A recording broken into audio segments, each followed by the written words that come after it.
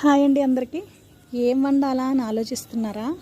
అబ్బా అవే రొటీన్ కూరలు ఏం తింటాం అనిపిస్తుందా? నోటికి కారం కారంగా పుల్ల పుల్లగా ఉండే మంచి టేస్టీ పచ్చడి ఒకటి చెప్తానండి. దీనికోసం ఇంట్లో ఉన్నవే సరిపోతాయి. మన ఇంట్లో పెసరపప్పు ఆల్మోస్ట్ ఉంటుంది కదా, జస్ట్ ఒక 15 to 20 మినిట్స్ ముందు నానబెట్టుకుంటే సరిపోతుంది.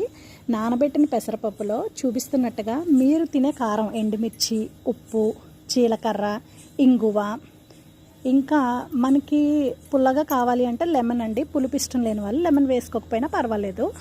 అవన్నీ మిక్సీలో పట్టుకోవాలండి. వీడియోలో చూపించినట్టు ఎంత బాగుంటుందంటే పచ్చడి, అన్నం అంతా ఓన్లీ పెసరపప్పు పచ్చడితోటే తినేయచ్చు. దీనికి స్పెషల్గా టేస్ట్ రావడానికి మాత్రం కంపల్సరీ ఇంగువ వేసుకోవాల్సిందే. ఇంగువ ఉంటేనే పచ్చడికి రుచి అన్నమాట. చూస్తున్నారు కదా, ఇది నలగడానికి కొంచెం వాటర్ యాడ్ చేసుకోవచ్చు. మీరు ఎలా తింటారో ఆ కన్సిస్టెన్సీలో. ఇంకెందుకు ఆలస్యం, చేసేసుకుందామా?